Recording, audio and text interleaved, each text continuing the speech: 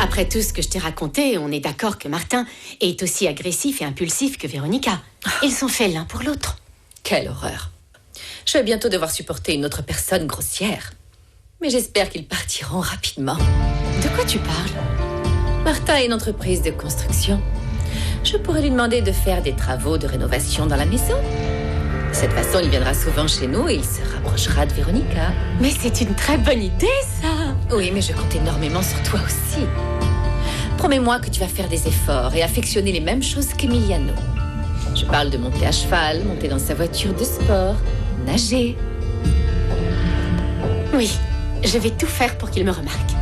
Au fait, j'ai obtenu un rendez-vous pour toi chez le docteur Del Rio. Chez qui? Le docteur Victor Del Rio. Je me suis renseignée. Apparemment, c'est l'un des meilleurs cardiologues de la capitale. Ah bon, mais j'ai déjà un docteur. Je fais confiance au docteur Fernandez. Ça ne servirait à rien de changer maintenant. C'est différent maintenant.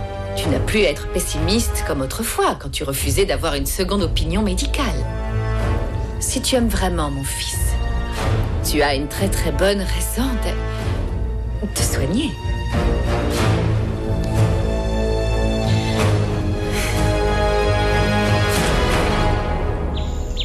Regarde, j'ai écrit les mots que je ne comprenais pas sur ce papier.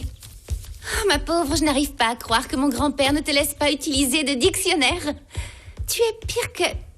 Ah, tu sais bien, Jeanne la folle. Qu'est-ce qui lui est arrivé? Eh bien, elle était enfermée dans un couvent. Mais bon, elle avait quand même le droit de lire ses livres. Oh, est-ce que tu peux être bête? Ça, c'était sœur Juana Inès de la Cruz. Oui, voilà, elle. Ne lui manque pas de respect. C'était une bonne sœur et elle était au service de Dieu. Ah, c'est ce qu'elle voulait nous faire croire. Parce qu'en douce, elle n'hésitait pas à écrire des poèmes qui critiquaient les hommes. Tiens, je chercherai leur traduction plus tard. Et dès que tu auras fini le livre, tu me le prêteras. Ah, si seulement j'avais eu la fibre religieuse, j'aurais pu devenir bonne sœur. Mais malheureusement, je rêve trop d'amour.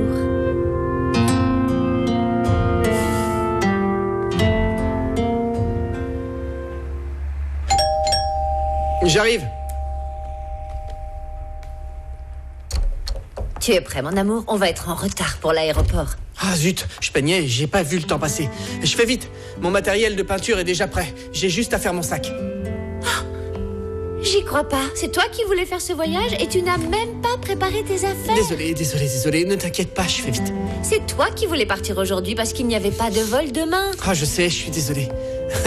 Je te remercie encore, ma chérie. Ne crois pas que ça me fasse plaisir de dormir dans cette ville, me réveiller tôt le lendemain, prendre un bus et aller jusqu'à une rivière. En plus, va savoir quel type de danger on pourrait rencontrer.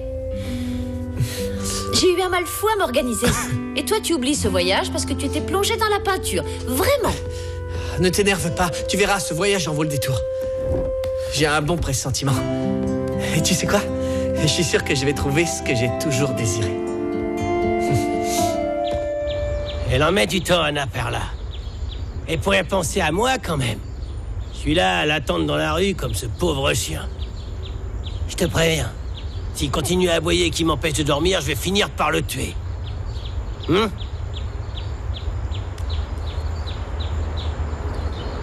T'en veux une? Non, je suis pas un dragon qui souffle de la fumée par le nez, moi. T'es pas encore un homme.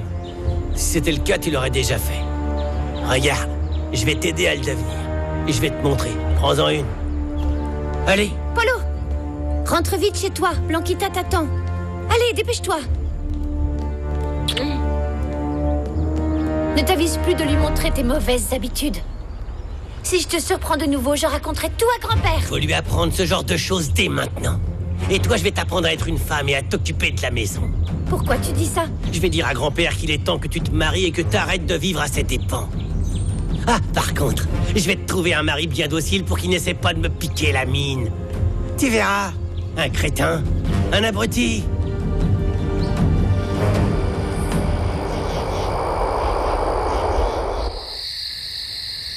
Mon Seigneur, aide-moi à supporter cette tristesse en moi. Je te demande pardon pour avoir abandonné ma fille. La seule chose que je souhaite, c'est que ma fille aille bien. Qu'elle ne souffre pas comme moi. J'espère que ma fille trouvera le bonheur et l'amour auprès d'un homme bon qui l'appréciera, qui la respectera. Mais surtout, qui l'aimera pour ce qu'elle est. Je t'en prie, donne-moi la force pour pouvoir porter cette maudite croix.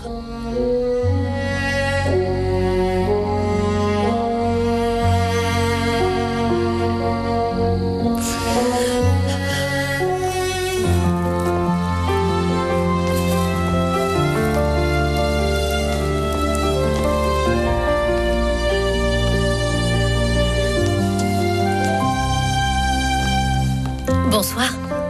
Bonsoir. Tu es magnifique. Écoute, je suis désolé pour ce qui s'est passé ce matin. Et vu que je ne savais pas trop comment m'excuser auprès d'une femme comme toi, ni quoi t'offrir en réalité, je t'ai apporté des fleurs. Une femme comme moi? Qu'est-ce qui te fait penser que je n'aime pas ce genre de choses? Je voulais dire que tu es une femme différente. On ne peut pas vraiment dire que tu sois une princesse. Je suis censée être flattée de ce que tu me dis, c'est bien ça? Je me suis mal exprimé. Ce que j'essaie de dire, c'est que tu es une femme forte, indépendante et qui a du caractère. Une vraie Amazone. Et à ce que je vois, pas facile à satisfaire. Tu te trompes. Je suis beaucoup moins compliquée que j'en ai l'air. Et si je suis si forte, c'est la vie qui m'a fait telle que je suis. Mais au fond de moi, j'ai un besoin existentiel de me sentir protégée et aimée. On ne t'a jamais aimé? Disons que certains ont fait des tentatives d'approche, mais dès qu'ils apprennent à me connaître, ils prennent tous la fuite. Et il y en a bien un qui a dû rester, non? Qui a dû te promettre quelque chose? Sûrement, oui. Il y en a un qui voulait persévérer, mais bon, j'attends toujours qu'il me rappelle. Et tu n'as jamais eu envie de lui parler, de savoir ce qu'il est devenu? Non. Et après ce que tu viens de me dire, je me dis que tous les hommes doivent penser que je suis inaccessible. Ou alors ce qui leur fait peur, c'est une femme indépendante. Eh bien, contrairement à ce qu'ils pensent de toi, je trouve que c'est très attirant. Tu le penses vraiment? Je suis très sérieux. Dès que je suis près de toi, je n'ai qu'une envie, c'est de t'embrasser.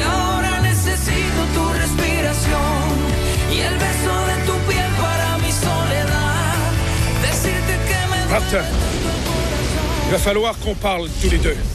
Véronica, laisse-nous. Tonton, avec tout le respect que je te dois, j'ai comme l'impression que tu veux lui parler de moi.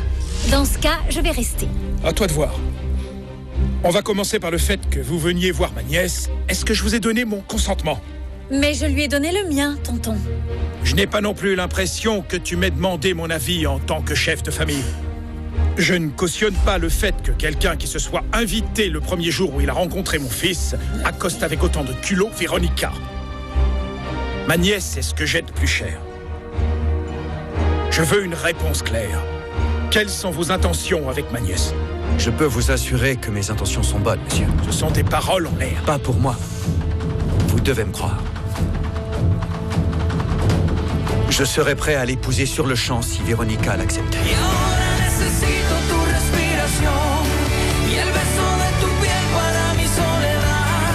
Alors, c'est bien beau de parler de mariage, mais avant qu'un couple ne franchisse ce pas, il y a des choses à prendre en considération. Oui, je sais. Je n'en ai pas l'impression. Si on se marie, c'est pour la vie, vous comprenez? Et pour que ça fonctionne, il faut que le couple s'entende bien et se comprenne. Tout dépend de l'éducation qu'ils ont reçue. Vu la façon dont vous vous êtes comporté avec ma nièce à l'escrime, je ne suis pas sûr que vous ayez de bonnes manières et que vous sachiez ce que veut dire le mot civilité. Tonton, écoute, on en a déjà parlé. Je pensais avoir le niveau et je l'ai mis au défi. Et puis je me suis rendu compte que j'avais encore beaucoup de choses à apprendre pour arriver à son niveau. Peu importe. Il a passé les bornes. Tonton... Je suis de nature méfiante, c'est à peine si vous vous connaissez. Et vous me parlez déjà de mariage. Monsieur, je crois bien que vous vous méprenez sur moi.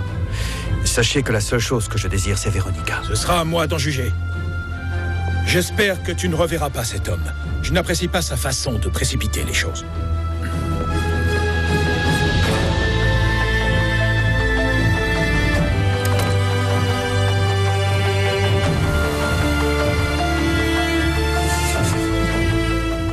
C'est plus fort que moi, je ne l'aime pas. Mon amour, pourquoi? Il est ingénieur. Il a même sa propre affaire. C'est un bel homme. J'ai eu du mal au début quand je voyais Véronica se jeter dans ses bras devant tout le monde. Mais je me dis que je devrais être moins stricte. Les temps changent, tu sais. Ça suffit maintenant, Salma. Arrête de cautionner cette relation. Je m'y opposerais si je trouvais que Martin n'était pas un bon parti. Mais il est tout le contraire. Ne commence pas à encenser les qualités de cet imbécile. Je peux t'assurer que notre fils vaut bien plus que lui. Oh, mon amour. Il faut absolument qu'on se voit. Tu peux passer demain matin? Je sais que je ne t'ai pas rappelé, mais il s'est passé beaucoup de choses. On en parlera demain. Oui, bien sûr, à demain alors. Je sais bien qu'elle est ce que tu as de plus cher au monde. Mais dis-toi que ce n'est plus une enfant. Il faut bien qu'elle fasse sa vie un jour. Pas avec cet homme. Depuis leur plus tendre enfance, Véronica et Emiliano sont faits pour être ensemble. Et voilà que l'autre imbécile débarque et les sépare. Calme-toi, Georges. Écoute, Martin ne me plaît pas pour elle. Et puis, je ne supporte pas de voir Emiliano dans cet état. Il est si triste. Tout ça parce qu'elle l'a rejeté. Elle l'a rejeté? Oui. Attends. Véronica ne veut pas d'Emiliano?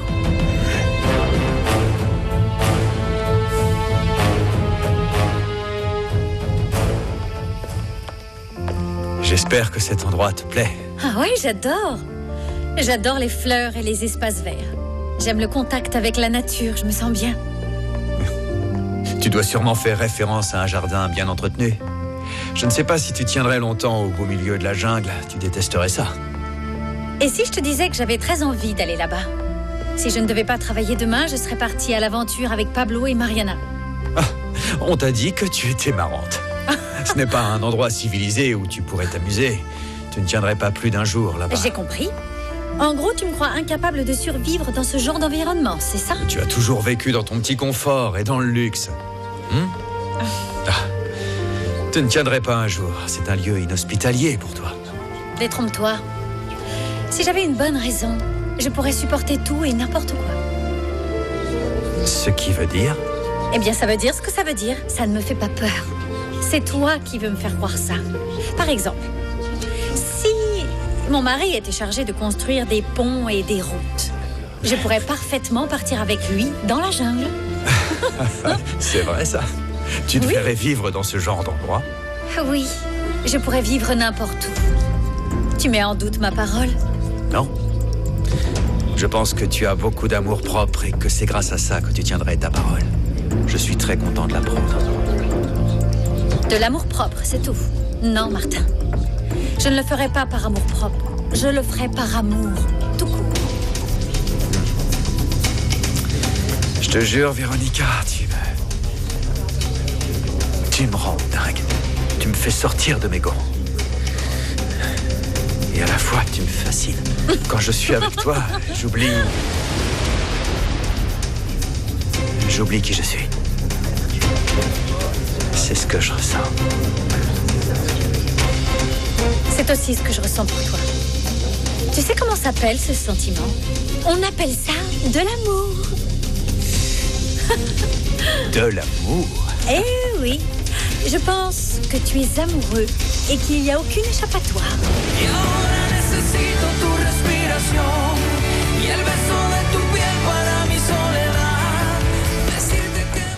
Je peux entrer? Oui, bien sûr, ma tante. Tu vas déjà te coucher? Oui, je me sens un peu fatiguée. Tu voulais quelque chose? Je voulais te dire qu'Emiliano avait fait sa déclaration d'amour à Véronica. Je le savais, c'est pas possible. Ne pleure pas, bien au contraire. Véronica a eu le culot de le rejeter.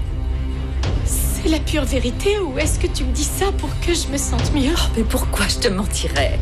C'est bien la première fois que je suis d'accord avec ce que fait Véronica. Même si elle a fait de la peine à Emiliano.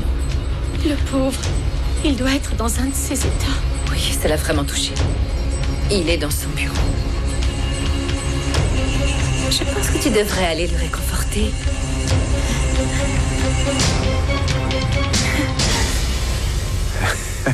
Moi, amoureux? Oui. Impossible. Impossible. Alors cette histoire de mariage, c'était simplement pour faire bonne figure devant mon oncle? Non. Non, ce n'est pas ce que j'ai voulu dire. C'est juste que j'ai l'impression que je ne me rends pas compte d'à quel point je... Tu quoi? Martin, dis-le-moi. Je n'arrive pas à le dire. Attends, je savais pas que tu étais aussi timide. Regarde-toi, c'est fou comme tu trembles, on dirait un adolescent. C'est exactement ça, je me sens comme un adolescent. Et je ne peux pas me le permettre.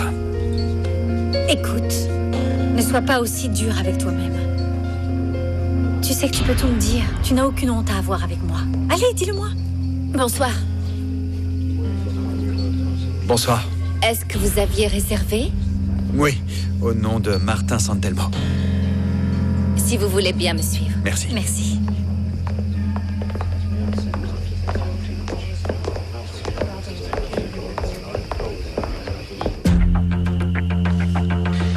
Alors maintenant, je sais que Demetrio était l'administrateur des Prado Castello.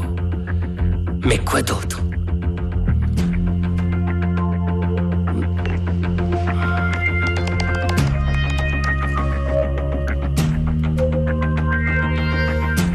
L'ingénieur Martin Santelmo, fondateur et patron de l'entreprise de construction Santelmo. Son dernier projet de bienfaisance a été plus de 30 familles qui vivaient dans les montagnes de Oaxaca.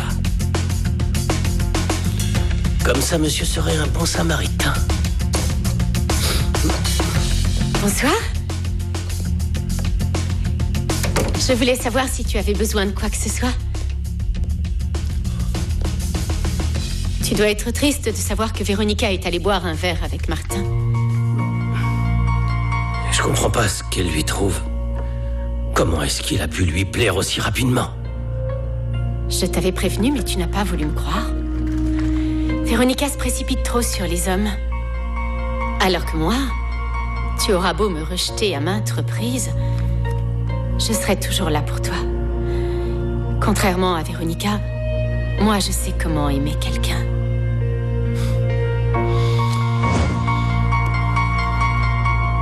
Je t'avouerai qu'à un moment donné, tu m'as fait peur avec ton fleuret. Puis tu m'as lancé un de ces regards. C'est bizarre, comme si tu me détestais. Tu penses vraiment que je pourrais te détester? Tu as raison, non. C'est moi, je ne sais pas pourquoi j'ai ressenti ça. Surtout quand je vois la façon dont tu me regardes en ce moment. Je suis persuadée que tu n'oseras jamais me faire du mal. Véronica, quand j'ai parlé de mariage tout à l'heure, j'étais sérieux. Je sais, mais... Comment veux-tu qu'on se marie, toi et moi, si... Je veux dire, on s'est même pas embrassé. Y el beso de tu piel para mi soledad. Decirte que me duele tanto el corazón desde que tú no estás. Y ahora necesito tu respiración y el beso de tu piel para mi soledad. Decirte que me duele tanto el corazón desde que tú no estás. ¿Cómo perdonar a quien pudo lastimar un corazón, matando gota a gota la ilusión, con mentiras y traición, dejando un desierto de dolor? ¿Cómo perdonar a quien pudo